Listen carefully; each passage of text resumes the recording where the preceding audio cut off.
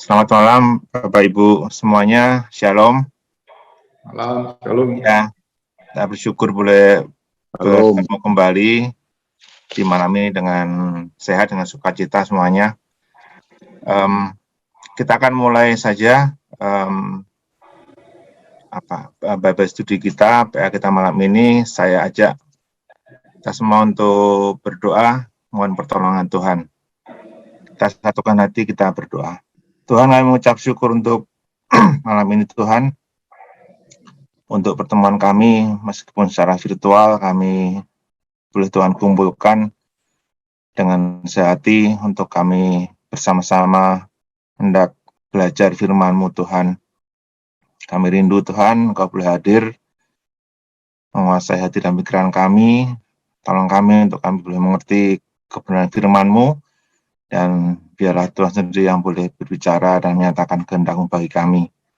Tuhan boleh jamah dan urapi Pak Honda Tuhan, sehingga apa yang beliau sampaikan semuanya hanya sesuai dengan kehendak Tuhan, dan Tuhan yang berikan hikmat dan juga pengertian, sehingga apa yang disampaikan belum menjadi rema bagi kami, menjadi kekuatan bagi roh kami Tuhan. Kami menyerahkan sepenuhnya malam ini, setiap kami Tuhan pribadi dalam pimpinan penyertaan Tuhan sepenuhnya. Dalam nama Yesus kami berdoa. Amin. Shalom buat kita semua. Ya, saya mau kita doa sekali lagi ya untuk firman Tuhan ini ya.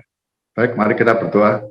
Tuhan Yesus, bagian kami mau menyiapkan hati dan pikiran kami untuk mendengar firman-Mu dengan sikap hati yang haus dan lapar akan firman-Mu, supaya apa yang memuaskan.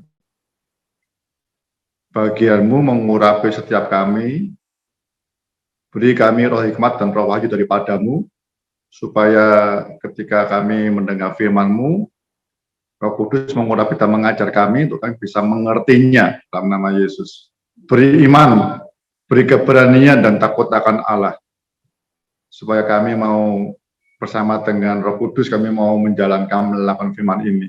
Terima kasih Tuhan.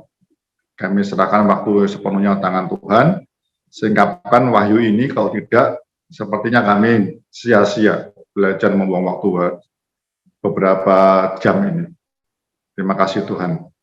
Kami serahkan semuanya demi nama Tuhan Yesus. Amin. Wahyu 3. Kepada jemaat di Philadelphia. Ayat 7.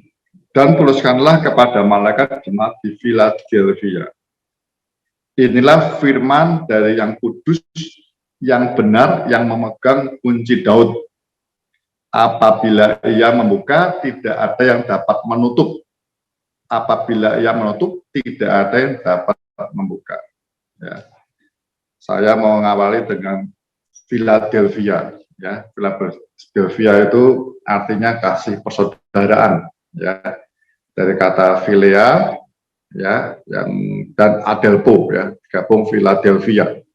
Kasih persaudaraan. Kalau Anda belajar ya apa tafsirnya dari Google atau dari apapun ya, ketemu kan ya, itu Philadelphia dibangun seorang raja karena dia sangat mengasihi saudaranya gitu ya. Saudaranya laki-laki dibangunkan kota Philadelphia ya, atau namanya Philadelphos ya, dibangunkan itu. Jadi rasa seperti itu. Dari spiritnya di kota itu ya, itu semua orang bersahabat, saling mengasihi. Ya, nanti saya akan cerita bahas ini sedikit nanti ya. Jadi dengan dari kata philea atau phileo itu muncul kata philos. Ya, philos itu sahabat nantinya. Ya, sahabat, ya, persahabatan kayak gitu katanya. Yesus menekankan dirinya sebagai yang kudus dan yang benar. Yang kudus, kalau kita lihat konteks dari Mazmur, ya, Yesaya sampai Yohanes segala ya, nanti ada di Wahyu banyak juga. Itu mengacu kepada Allah sendiri. Ya. Yesus menunjukkan akulah Allah juga yang benar. Benar di sini artinya bukan lawan yang palsu, tapi benar itu sejati. Ya, ini benar. Jadi Yesus katakan, aku ini Allah yang sejati. Ya. Yang apa? Yang memegang kunci Daud, yang dapat membuka dan menutup. Nah, kunci Daud itu kalau dikaitkan dengan Matius 16:19, yaitu kunci Daud itu nafsirnya bisa dua, kunci untuk kota Daud ini Yerusalem baru, keselamatan artinya ya, dia pegang kunci itu. Kalau di Matius 16 yang bisa melepas dan mengikat orang ya, keselamatan dan sebagainya, itu yang megang Kristus itu ya. Jadi dari keselamatan, anugerah keselamatan ya, nanti yang menentukan aku ya. Kesempatan untuk kita bisa nikmati anugerahnya sepanjang masa, nikmati kuasanya juga dia yang menentukan. Pintu itu bicara masalah kesempatan. Ya, makanya saya kasih judul topiknya apa? Kesempatan selalu ada bagi sahabat. Ya. Kalau Anda sahabat Kristus, selalu bisa melihat ada pintu, ada kesempatan yang Tuhan buka. Karena dia sahabat kita, dia yang megang kunci Daud itu. Kalau dia membuka, ya, saudara, kesempatan masuk, saudara. Ya. Kalau sudah pasti dibuka, nggak ada orang bisa nutup lagi. Nanti saya percaya ini bicara masalah kesempatan memberitakan Injil. Ya. Karena kota Philadelphia ini kota perdagangan yang luar biasa, ya. Transit antara Sardis dan itu persimpangan jalan begitu ya, kota ini tidak terlalu besar ya, sering terjadi gempa bumi tapi penduduknya cukup baik ya. Jadi akhirnya kota itu tidak banyak tinggal, yang lainnya tinggal di luar kota pakai tenda-tenda begitu ya. Jadi tapi kota ini sebelum sering gempa pintu gerbangnya tidak pernah ditutup ya. Ini kota yang terbuka terus karena Yunani, waktu itu penguasa Yunaninya kepingin budaya Yunani itu menguasai seluruh Asia. Ya. Anda tahu ya, Helenis itu kan akhirnya berhasil ya menguasai semua ya. Ini kota Philadelphia gerbangnya tidak pernah ditutup, kota lain ditutup kalau malam. Ini tidak pernah ditutup, supaya orang bisa singgah dan sebagainya. Buat penduduk Philadelphia ngerti, ya dia mau mengenalkan budayanya yang dia percaya ini budaya yang luhur, yang agung, Helenis. Setiap orang akhirnya bahasa Yunani nyebar ke seluruh dunia, ada tahu kan semua kita juga bahasa Yunani, kebudayaan dan semuanya Yunani menguasai. Dan Tuhan katakan sesungguhnya bahwa ini kesempatan, aku yang buka pintu sekaligus engkau boleh beritakan Injil gitu. Ya. Jadi ini boleh memberitakan, ini kesempatan untuk memberitakan Injil. Jadi orang-orang Kristen di situ didorong kasihnya tidak cuma ke dalam, ya, nggak selang ngasih, tapi seperti budayamu sekota, gitu ya. Itu ayo kita juga Tuhan buka kesempatan untuk kita juga jadi bersaksi, ya. Bersaksi, jadi beritakan Injil, nggak usah positif nggak usah, tapi di situ orang datang Anda jelaskan firman sebagainya ya. Jadi bukan keluar untuk penginjilan keluar enggak, tapi ini pintu gerbang dibuka, tapi secara rohani Tuhan Yesus katakan ini kesempatan juga. Kalau lihat ya, kalau kotamu saja buka pintu gerbang untuk pemerintahanmu untuk mengenakan Yunani, kebudayaan Yunani, aku harap ini kesempatan. Kalau Anda lihat di Korintus dan sebagainya, Paulus selalu ngomong apa? Pintu terbuka selalu untuk kesempatan memberitakan Injil. Ada kesempatan-kesempatan seperti itu. Ya, selain kesempatan keselamatan, kesempatan memberitakan Injil, banyak ya. Orang-orang yang sahabat Kristus, dia bisa lihat selalu ada jalan, ada kesempatan. Ya, Anda jatuh sakit, ada kesempatan. Yesus menangkan dirinya sebagai Jehovah Rafa dan sebagainya. Di sini dia yang memegang kunci Daud. Ini sampai kekal, saudara. Nanti kalau Anda baca di Wahyu berikutnya akan ketemu. Ya. Yerusalem baru, itu kota Daud, itu yang menentukan masuk ke situ juga Yesus nanti. Tapi ketika pintu dibuka, kita bisa lihat itu. Ya, terus baca dulu. Aku tahu segala pekerjaanmu. Lihatlah, aku telah membuka pintu bagimu yang tidak dapat ditutup oleh seorang pun. Aku tahu bahwa kekuatanmu tidak seberapa, namun kau menuruti firman-Ku dan kau tidak menyangkal namaku. Ini sahabat, ya, akan jelaskan di 15. Anda lihat ya, pintu dibuka itu, ya pertama jemaat Filadelfia ragu-ragu, karena jemaatnya jemaat kecil sih, ya, ini kota yang paling baru dari antara 7 jemaat ini, ya ini kota yang baru, orang Kristennya gempa bumi sudah juga pada pindah, jadi tidak banyak jadi orang Kristen di situ. Saya katakan, aku tahu segala pekerjaanmu, dan aku membuka pintu, walaupun kau tidak seberapa kekuatanmu, kecil gitu ya, kayak kawalan kecil ya, orang pelihara, ya. Tapi Tuhan melihat walaupun sedikit kecil, ya, tapi jemaat Philadelphia ini menuruti firman Tuhan dan tidak menyangkal namanya. Itu sahabat.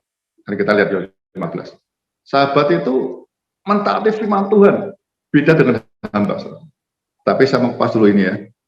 Jadi diyakinkan ini tidak seberapa. Tuhan yakinkan, ya, engkau sudah mulai baik, intan dalam, ya. Sekarang mulai keluar jadi saksi. Ya, orang datang ke waktu berdagang atau ketemu orang bisa cerita tentang Yesus. Jangan malu kau minoritas. Engkau sudah mulai dengan benar hidupmu mentaati firman-Ku. Ya. Dan kau tidak menyangkal, orang sekitarmu sudah tahu kau Kristen. Biasa ya. Kecil tapi betul-betul berpengaruh terhadap kota itu sebenarnya. Walaupun ada orang Yahudi yang mengusuhi nanti, ya. Jadi saudara, saya mau cerita tentang sahabat, ya, sama bedakan dengan hamba, ya. Kita lihat Yohanes 15, bro. Yohanes 15, ya. Saya mau cerita ini gambarannya Philadelphia seperti ini harusnya begitu. Ini mereka secara itu sudah berdua, Tuhan Yesus melihat berapa ya, tapi dia tak firman habis ya, tidak menyangkal Tuhan, maksudnya imannya dipegang sungguh-sungguh, gitu ya, walaupun tantangannya cukup berat, selain gempa bumi alam yang membuat dia harus tidak bisa jenak di kota, ya. Satu lagi nanti kita baca akan ada jemaat iblis, orang Yahudi yang palsu ya, yang menentang itu, ya, yang memfitnah seringkali begitu. Ayat 9 daripada ya. Perintah supaya saling mengasihi. Seperti Bapa telah mengasihi aku, demikianlah juga aku telah mengasihi kamu. Tinggallah di dalam kasihku itu. Itu sebenarnya nyambung dari ayat 8 yang berbuah lebat ya. Jadi 15 1 sampai 8 ini itu pemahaman Tuhan yang terakhir. Pokok anggur. Ya, pokok anggur itu intinya kasih, engkau melekat dalam hidupku. Ya. Itu nanti belajar lain ya. Jadi kasih itu yang membuat engkau bisa berbuah makin lama makin lebat buah. Ya. Kasih. Jikalau kamu menuruti perintahku, kamu akan tinggal di dalam kasihku seperti aku menuruti perintah Bapakku dan tinggal di dalam kasihnya. Ginosko itu ya. Semuanya itu kukatakan kepadamu supaya sukacitaku ada di dalam kamu dan sukacitamu menjadi penuh. Sukacita itu penting. Kalau Anda punya ginosko, tanda yang utama ada sukacita. Sukacita itu akan membuat hasratmu semakin kuat, cinta Tuhan, dan berani nanggung apapun juga. Engkau akan semakin berani jadi saksi. Ya. Joy of the Lord is my strength. Kekuatanmu dari saksi kondisi semakin berat itu perlu adanya sukacita ilahi, sukacita roh, gitu ya. Buah roh seharusnya sukacita. Kalau nggak ada sukacita, kita menghindari makin ya capek-capek, Anda berat. Inilah perintahku, yaitu supaya kamu saling mengasihi seperti aku telah mengasihi kamu. Tidak ada kasih yang lebih besar daripada kasih seorang yang memberikan nyawanya untuk sahabat-sahabatnya. Kamu adalah sahabatku jika kamu berbuat apa yang kuperintahkan kepadamu. Taat sungguh-sungguh. 15. Aku tidak menyebut kamu lagi hamba, sebab hamba tidak tahu apa yang diperbuat oleh tuannya. Tetapi aku menyebut kamu sahabat, karena aku telah memberitahukan kepada kamu segala sesuatu yang telah kudengar dari Bapakku. Nah, kalau ginosko itu, saya sukacita tandanya Anda dan saya seperti jemaat Wahyu 2 dan 3 itu. Tuhan mengurusi pribadi kita. Setiap kali Anda saat teduh pribadi dengan Tuhan, ya, selalu firman Tuhannya selalu mengoreksi diri kita. Entah pujian, entah teguran, itu selalu Tuhan, lihat ya, di Yesus dia akan memurnikan apa tentang pengertian hidup kekal, relasi. Relasi lebih penting daripada apa yang kita kerjakan. Ya, jemaat Philadelphia melatih firman Tuhan dasarnya kasih, karena dia tidak menyangkal namanya, tidak malu ngaku sebagai Yesus juru selamatnya. Nanti kalau kita ngomong sahabatnya, gitu ya, tidak malu dia. Nah, saya mau cerita gini, kaitan dengan bedanya hamba dengan sahabat. Hamba juga taat, ya. Tapi hamba taatnya itu taat mengerjakan perintah ansih tuannya, tanpa dia tahu dikasih tahu caranya atau berunding kok nggak bisa, ya pokoknya kerja aja. Dan hamba itu sebenarnya, ya, harusnya sudah masuk level hamba dulu ya, anak hamba itu. Hamba itu mengerjakan segala sesuatunya sebenarnya untuk jadi alat untuk kerajaan surga, untuk kemuliaan Tuhan, untuk Kristus. Jadi menangan jiwa. Bahasanya budak itu dalam dulu dipakai untuk menguntungkan tuannya. Tapi nggak pernah kalau diajak ngomong-ngomong nggak pernah. Dia nggak pernah ngerti hati tuannya apa sesungguhnya. Pokok taat aja dulu. Tapi kalau sahabat plus Anda sudah taatnya ini sampai mengerti bagaimana tuannya itu juga sahabat kita, ya, yang terbaik seperti apa, caranya bagaimana. Musa itu sahabat Allah, saya pernah ngomongkan ya. Kepada orang lain, kepada orang Israel, Tuhan menunjukkan perbuatan-perbuatannya. Tapi kepada Musa, dia tunjukkan jalan-jalannya. Kalau Anda sahabat ngerti betul, ya, Tuhan kasih tahu cara-caranya. Zaman Philadelphia dikasih tahu. Sudah saatnya engkau mulai berani jadi saksi keluar, ya, kepada orang-orang pendatang yang dagang di sini, ya, engkau mulai berani memberitakan kasih Allah, penginjilan, begitu. Caranya diajari Tuhan, yakinkan dulu. Aku megang kunci, sudah terbuka ini kuncinya. Jalan, ya. Nah, jalannya nanti kalau Anda kesulitan, datang Ginosko itu. Karena sahabat Tuhan akan kasih tahu, ngajari jalan-jalannya, cara-caranya diajari. Kalau hamba tidak. Tapi masalahnya ini kalau kita tidak memasuki level hamba, ya, hidup kita tidak mau dipakai Tuhan untuk, saya rasa banyak yang kita sudah jadi hamba lah melayani Tuhan ya. Nah, kalau sudah hamba, masuk ke sahabat itu philo, ya, philo atau philo.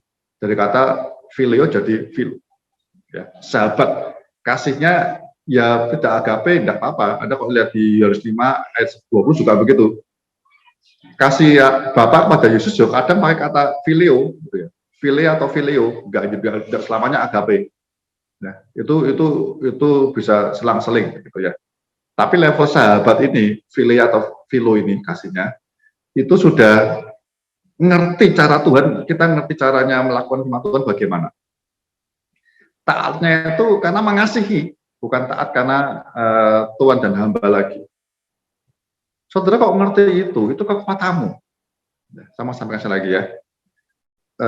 Di tengah kesibukan Anda bekerja dan sebagainya, kelihatannya penting ya.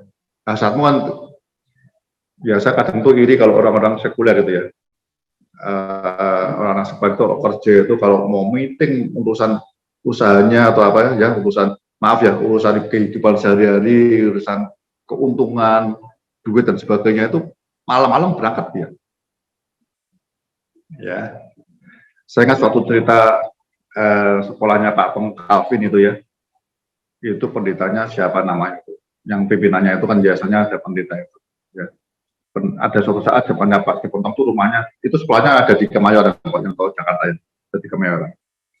Tapi jemaatnya ini itu tinggalnya jauh. Saya dengar di TV beberapa waktu yang lalu. Bapak ini nemui pendeta ini, yang yayasannya Calvin ini, dia bilang, ini tuh orang cukup mampu, Pak, saya mau nyokong anak saya ke Kemayoran. Ditolak sama pendeta itu, mungkin mereka saling kenal ya. Pak, pikir baik-baik, Pak. Bapak rumahnya kan Jakarta Selatan. Sekolah ngantar pagi ke sini itu, waduh. Adanya tahu Jakarta ngerti kan ya. Dari Jakarta Selatan mau ke Kemayoran. Ini nggak cuma 1-2 hari atau seminggu loh, Pak. Ini bertahun-tahun loh, Pak. Saya lupa itu anaknya SD atau SMP atau SMA. Bertahun-tahun loh, Pak. Tapi saya tahu ini sekolah terbaik, saya mau tahu sini. Bapak perhitungan baik-baik. Ini orang kaya masuk sekolahnya malah ditolak. Banyak orang nggak ngerti itu. Tapi singkat cerita, orang kaya ini ceritanya saya menarik ini. Tidak apa-apa, Pak. Saya tuh ingat pesannya ibu saya, mama saya. Kamu itu kalau sama duit ya, kalau ada bisnis hari ini suruh ke Amerika, ya berangkat ke Amerika hari ini. Dengan itu. Jadi ya saya demi anak, ya saya enggak apa-apa Pak. Karena kalau urusan duit, berkat, suruh ke Singapura, berangkat dari ini saya urusan duit. Kalau urusan anak. Nah, saat itu saudaraku ya, yang ini kan ya. Seringkali kita tahu hamba Tuhan begini, anak Allah begini, Kristen begini, begitu. Tapi kalau hati bergeser sedikit, pengetahuan nggak berlaku apa. Kita harus percaya bahwa dia itu Allah yang kudus, yang benar. Kalau Tuhan mau nutup pintu berkatmu, bahaya, saudara. Tak nakut-nakuti sih. Tuhan selalu membuka berkatnya. Tapi dikatakan dia bisa nutup. Kalau Anda di Papua, saya itu kan lama kan di Papua ya. Mungkin kalau Pak Budi ikut, mungkin dia ingat ya. Saya senang lagu-lagu ke kami, ada Pak Budi ya, kami itu, ada Pak Mitan kemarin kami, waktu itu pelayanan sekolah SMA Kristen, tiap bulan kita punya sebutan pelajar, pemuda dan pelajar. Saya senang lagu orang Wamena, satu, ya, lagunya begini, ya saya nggak bisa nyanyi sih ya. Bukalah, bukalah, pintu hati bukalah, Yesus mau masuk. Ya. Tutuplah, tutuplah pintu hatimu, tutuplah, iblis mau masuk. Ya. Itu pikirnya kita yang nyanyi, tapi sebenarnya yang buka tutup itu Tuhan yang menentukan Allah. Anda mau untuk membuka pintu hati sendiri nggak bisa. Yang megang mengunci Tuhan. Anda yang bisa nutup pintu dan saya nutup pintu, tapi ada dibubak sama iblis. Ingat ya, iblis itu sifatnya pencuri, pembunuh, ya, dan merusak segalanya. Kalau Tuhan memberi hidup. Percayalah yang buka pintu berkat juga Tuhan. Nanti nutup juga Tuhan, tapi dia menutup pintu berkat buat kita. Itu baik. Saya selalu berapa kali ngomongan, saya lihat orang kaya bangkrut, buat saya tidak pernah takut. Saya lebih senang nanti bisa bertobat. Tapi kalau dari orang pas-pasan jadi kaya luar biasa, saya miris. Ya, Mamon itu bisa menggantikan Allah. Allah tidak bilang dia tidak bilang jangan dua tuan, aku atau iblis. Enggak. Ya, Mamon yang paling bahaya. Hasrat itu bisa pindah. Jadi kita tidak bisa nanti kalau kita dua tuan, mesti mengasihi yang satu, membenci yang lain. Kasih, cintamu di mana? Cuma belajar dia diteruskan sama Tuhan. Ya, ini pintu lagi tak buka loh. Kamu enggak seberapa. Tapi kalau aku buka pintu, itu berarti kesempatan dan aku memberi kekuatan kepadamu untuk gerak. Jangan sampai tertutup. Ya, kecil, mungkin agak minder, maunya ke dalam terus, gerejanya aktif di dalam. Ya. Tapi Tuhan bilang kesempatan selalu terbuka.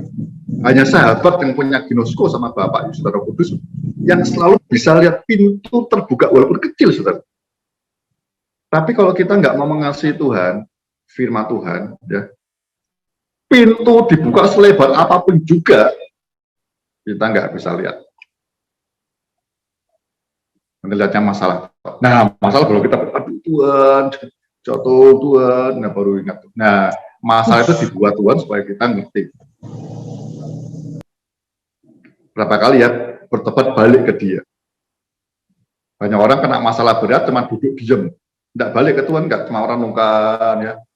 Apa istilahnya direndam, nggak ngapain direndam-rendam, balik bertobat, balik ke sumber itu, balik, minta ampun, jalan balik kayak anak terhilang kemarin, balik, ya, bertobat sungguh-sungguh, ya, bertobat, U-turn, balik.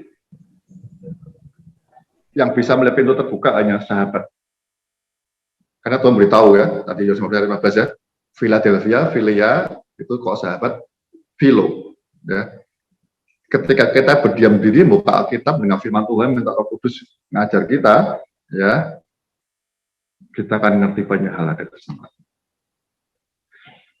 Saudaraku, berapa kali saya nggak tahu pernah ngomong atau tidak ya, saya mau sampaikan, jangan sampai kita ini tadi ya, jam 15 itu ingat ya, Tuhan mau bicara sama kita. Tapi seringkali kita ini ketika punya waktu intimasi dengan Tuhan, yang sering ngomong kita, entah praise worship-nya mungkin 1 jam, doanya 1 jam, udah capek semua, mau dengar Tuhan nggak bisa. Praise worship itu, kalau Anda lihat di Wahyu 22 ayat 4, ya, worship itu membangun tahta Tuhan. Kalau sudah terbangun tahta Tuhan, Tuhan hadir bersemayam.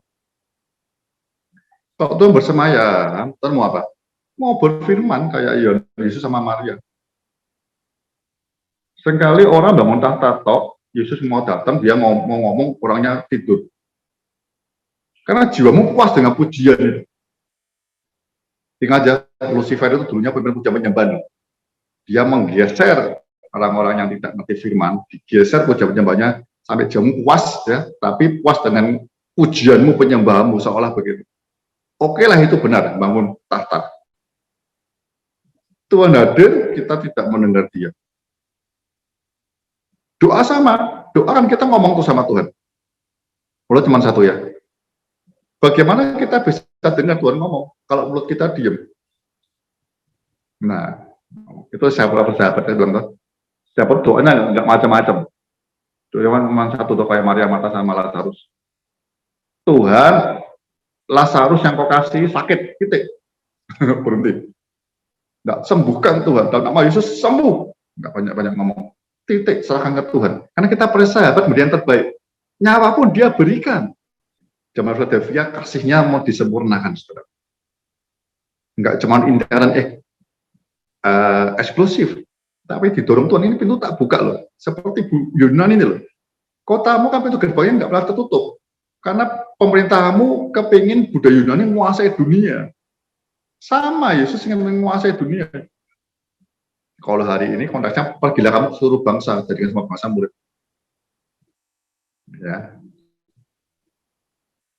Selanjutkan di Wahyu 3. Jadi kata menurut firmanku dan tidak menyangkal namaku itu, yang dasarnya kasih sahabat, ya sudah takut Allah. Kalau hamba perlu takut akan Allah dulu, ya hari ini juga orang jarang takut akan Allah. Kemudian plus kasih, percaya sepenuhnya. Karena dia dengar terus hari ini, dia dengar firman Tuhan. Pintu sudah aku buka. Lihatlah beberapa orang dari jemaah iblis, ini harusnya teksnya lebih tepat, semua orang gitu ya. Yaitu mereka yang menyebut dirinya orang Yahudi, tetapi yang sebenarnya tidak demikian, melainkan berdusta. Ingat ya, ini seperti di Smyrna kan, sama itu ya, bersama ya orang Yahudi yang jemaat iblis itu ya. Akan kuserahkan kepadamu, sesungguhnya aku akan menyuruh mereka datang dan bersungkur di depan kakimu dan mengaku bahwa aku mengasihi engkau. Ini konteksnya sebenarnya seperti di Yesaya ya, orang kalah perang dengan Israel, mereka orang bangsa lain sama harus bersujud sama orang Yahudi. Ini Yesus geser ke gereja Tuhan. Kenapa orang Yahudi sebut iblis? Ya, karena mereka ini tidak mau terima Yesus. Ingat ya, Yesus pernah ngomong sama orang Yahudi kan? Anda lihat di Yohanes berapa itu ya? Ketika dia ngomong, Bapakku Abraham. Ya. Yesus apa bilang apa? Kalau engkau anak Abraham, engkau tahu. Apalagi ngomong anak Allah ya, anak Abraham. Ngomong anak Allah, anak Abraham, engkau harusnya tahu segala hal yang aku kerjakan ini dari Bapa juga. Abraham juga mengerjakan itu, dia ngerti betul. Kalau tidak, bisa ngomong, bapakmu iblis. Jadi orang agama pun juga kalau tidak mengerti rencana Kristus, keselamatan Yesus, satu-satunya juru selamat, itu pasti rohnya antikristus, termasuk orang Yahudi. Ada beberapa orang Yahudi yang bertobat. Nah, mereka dikatakan jangan takut. Ya. Mereka memfitnah engkau dan sebagainya. Ya. Tapi engkau harus dengan kasih memberitakan Kristus kepada mereka. Pintu aku buka. Dan janji Tuhan apa? Nanti orang-orang Yahudi akan bertobat, mengakui engkau yang paling benar. Tersungkur di kaki kita itu, di kaki orang Philadelphia ini, supaya akhirnya orang zaman Yahudi ngerti kasih, ngerti Kristus yang benar dari pemberitaan Injil, kesaksian dari orang-orang Philadelphia, jemaat Philadelphia ini, sehingga mereka bertobat dan mereka ngakui Itu tandanya begitu. Yesusmu yang benar. Jadi saudara, hari ini semua yang memusuhimu, memusuhi kita hari ini, yang musuh gereja Tuhan, itu dihadapi dengan kasih. Ini satu-satunya agama yang orang sebut ya, musuh dikasihi hanya Kristen. Lainnya semua mata ganti mata, gigi ganti gigi. Kristus dengan jari kita, ya, kasihlah musuhmu. Musuh tidak hanya didoakan, lihat ya, pintuku buka, kesempatan keluar, jangan takut. Kalau pintu dibuka itu artinya pintu dia megang kunci daun itu untuk keselamatan dibuka. Tapi yang suruh nyampaikan kita. Seringkali saya kalau orang-orang pendoa itu lucu-lucu ya. Kita yang suruh pergi untuk jangkau suku-suku bangsa yang lain, ya, taetnya itu suku bangsa, bukan bangsa tok, tapi suku-suku bersuku gitu ya. Tapi seringkali kita doa Tuhan, lawati daerah ini, lawati daerah B, daerah C, lawati Tuhan. Tuhan di surga bisa lihat apa? Kamu yang tak suruh pergi, kamu nyuruh aku ke sana. Saudara, kita yang Tuhan, pintu kesempatan Tuhan bukakan, kasih keselamatan. Anda kalau lihat suratnya Paulus ketemu ya, Paulus bisa lihat itu. Ini pintu sudah dibuka Tuhan ini. Dia masuk ke Athena, dia masuk terus. Masuk dia. Tapi apa itu sudah ditutup, sudah waduh sulit. Anda mau Indonesia pun nggak bisa. Jadi Anda harus ginosot dengan Tuhan tiap hari, sudah punya hati taat dan mau sungguh-sungguh mengasihi Tuhan ya. Orang melihat kita tidak peduli, kita mencari saksinya dalam orang Kristen sok suci, tidak peduli kita mau itu suci, memang bukan sok suci, tapi kita mau suci, sungguh-sungguh suci. Orang ngomongnya apa ya, sok alim, tidak, aku mau alim sungguh-sungguh, tidak peduli. Dengan kita berani jadi saksi seperti itu, saudara ya. Tapi dengan mereka mengasihi, ingat ya, kita benci dosanya, tapi mengasihi orangnya. Ya. Siapapun Tuhan, nanti kita akan menangkan mereka. Pintu dibuka, yang suruh jalan kita, jadi saksi. Roh Kudus memenuhi kita. Nanti cara-caranya bagaimana, siapa orang ketemu satu persatu, siapa duluan, nanti nah itu. Dengan ginoso, dengan saat teduh, dengan firman Tuhan ya, Anda boleh doa dulu, boleh nyembah dulu, begitu sudah siap rohmu, jangan capek. Saya berapa kali kalau ngomong sama beberapa gereja ya, kalau penyembahmu itu daging, pujianmu, kok 1 jam, nanti capek, firman tidak bisa masuk, itu pasti penyembahmu daging, bukan roh. Karena membangun tahta itu, Allah hadir betul, itu kekuatan baru muncul. Untuk apa? Firman. Saudara yang kerja capek-capek ya, kerja malam-malam baru pulang ya, saudara sadar betul hal seperti ini itu kekuatanmu, saudara. Belajar firman itu kekuatanmu. Maksudnya bukan hanya dengan Honda kayak penting pribadi dengan Yesus, dengan firman Tuhan maksud saya. Ya. Bukan pelayanan, bukan. Ingat ya, bukan pelayanan. Efesus ingat baik-baik. Tanpa kasih semua tak berarti. Jangan tinggalkan ginosko untuk alasan pelayanan. Itu kacamata Efesus tegur.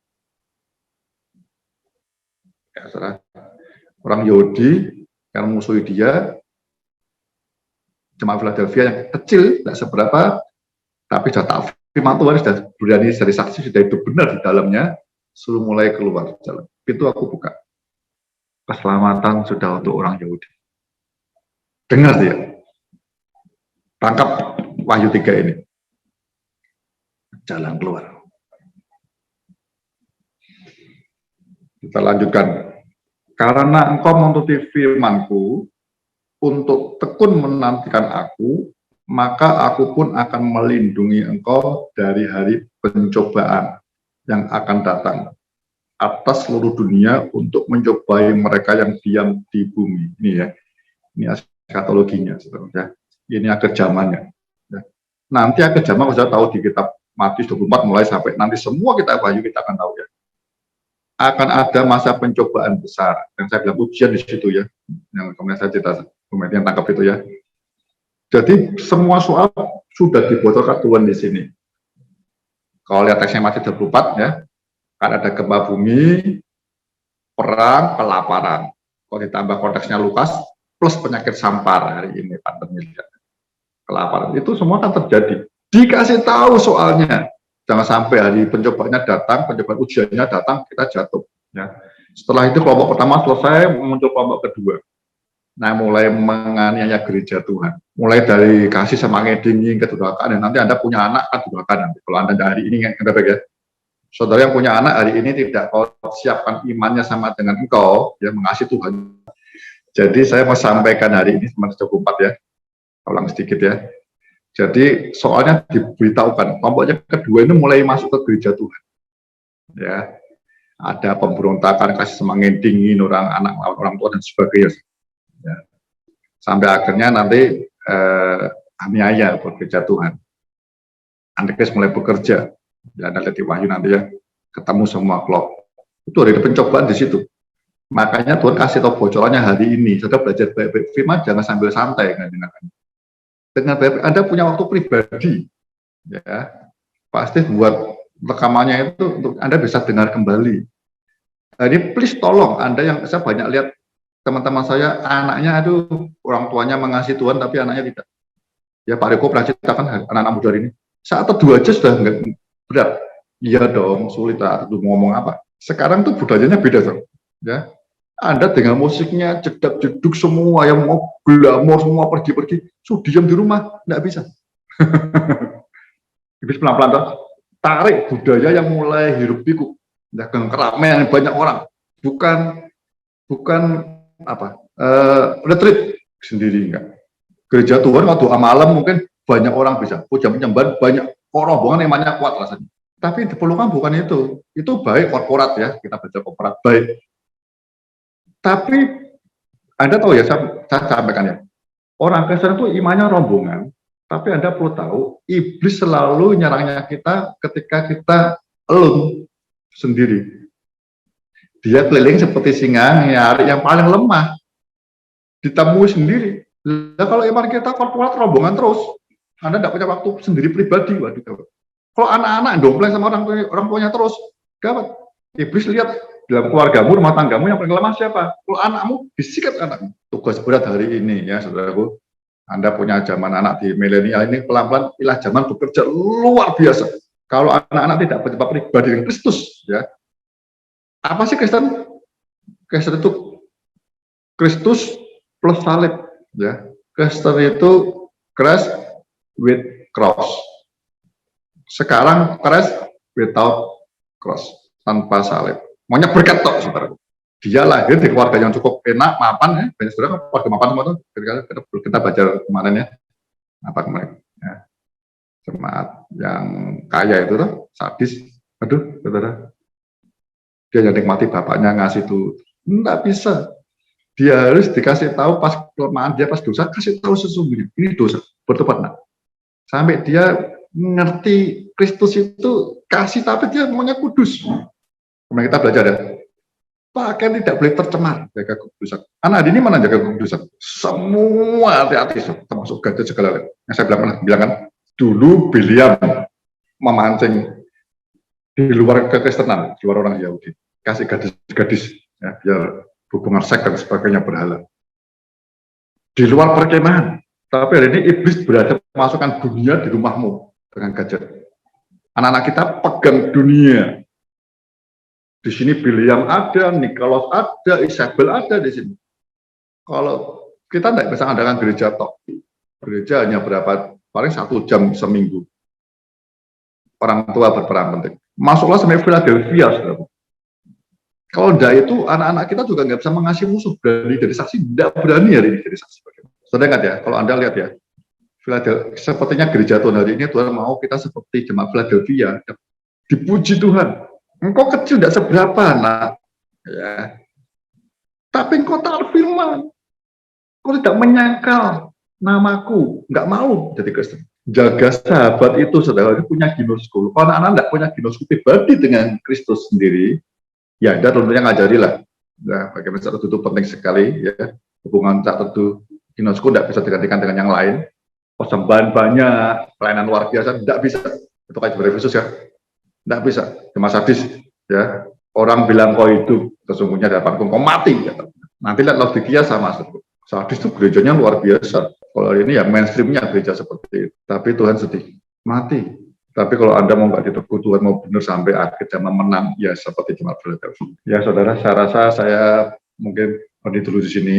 Ya, nanti kita diskusi. Nanti lainnya saja minggu depannya. Itu akan serius, saya mau ngomong cerita bagaimana saya bahas yang ayat 10 nanti. Saya ulangi lagi di ayat 10 ya. Bagaimana saya mau cerita tentang kejaman, pencobaannya seperti apa. Ya, yang kedua dikaitkan dengan nanti kita akan dijadikan tiang sokok gurunya bait Allah. Wah, itu luar biasa, kekuatan penuh ya dari bait suci. Tuhan mengadakan kita. Hari ini banyak di antara kita tidak bisa diandalkan Yesus. Roh Kudus masih bekerja sendirian, tidak banyak bisa diandalkan. Biarlah kita semangat yang kita menjadi andalkan Kristus. Ya, saya rasa itu dulu. Nanti kita lanjutkan minggu depan. Saya mau banyak diskusinya hari ini. Ya, saya tidak akan ngomong banyak-banyak. Nanti kebanyakan nanti yang lain nanggapnya juga tidak bisa baik betul. Baik, silakan saya kembalikan ke Pak Andio. Tuhan berkati.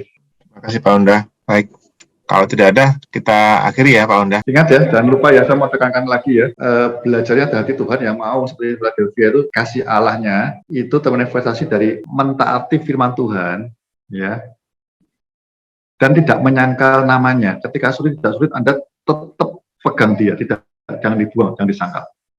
Di situ intinya, supaya Philadelphia ini contoh sampai nanti akhir zaman, ya, sampai Tuhan datang. Anda ketika masa pencobaan, nanti kita akan banyak pencobaan, Anda diluputkan. Pencobaan berat sekali, saudara. Nah, kerjakan hari-hari ini. Ya, Anda ingat-ingat, kenapa Petrus diizinkan dicobai? Sampai nyangkal 3 kali. Yohanes tidak. Kalau Anda belajar teliti Injil, Petrus sama Yohanes ada di halaman situ, kayak Facebook. Mereka ada berdua. Tapi kenapa yang diizinkan dicobai hari pencobaannya Petrus? Yohanes tidak. Yohanes itu. Karena Tuhan sudah tahu, Yohanes nggak perlu diuji, sudah mengasihi dia. Karena dia nggak mau dikasih. Petrus perlu diuji. Hari ini capailah maksimal Anda sahabat atau mempelai. Nanti Anda tidak perlu masuk ujian pencobaan. Yakinkan Yesus, Tuhan aku siap. Nangkal di Yerusalem untuk kau mengasihi engkau. Aku mau dengar-dengaran apa yang kau sampaikan dalam hidupku, aku melakukan. Itu pesannya di Philadelphia. Baik, silakan Pak Antio. Ya, terima kasih Pak untuk tambahannya. Kita akan akhiri dengan doa penutup. Pak Andi masih ada? Baik, kita mari berdoa bersama. Bapa, kami mengucap syukur atas rema firman-Mu yang sudah disampaikan melalui Pak Hondarka.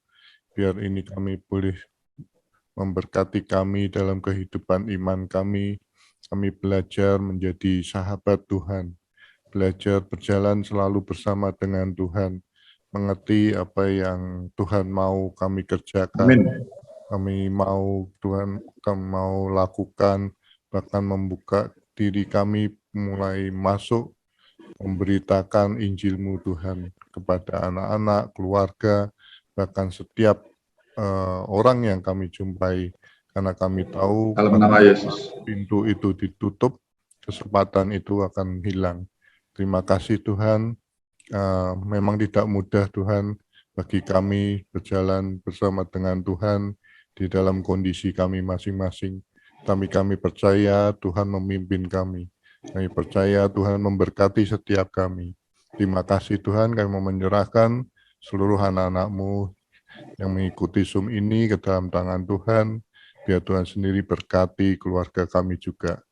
Tuhan berkati Pak Hondarka yang sudah menyampaikan, tambahkan hikmat Tuhan dalam pengajaran-pengajarannya. Terima kasih Tuhan. Kami mau menyerahkan Zoom ini sekali lagi di dalam nama Tuhan Yesus. Amin.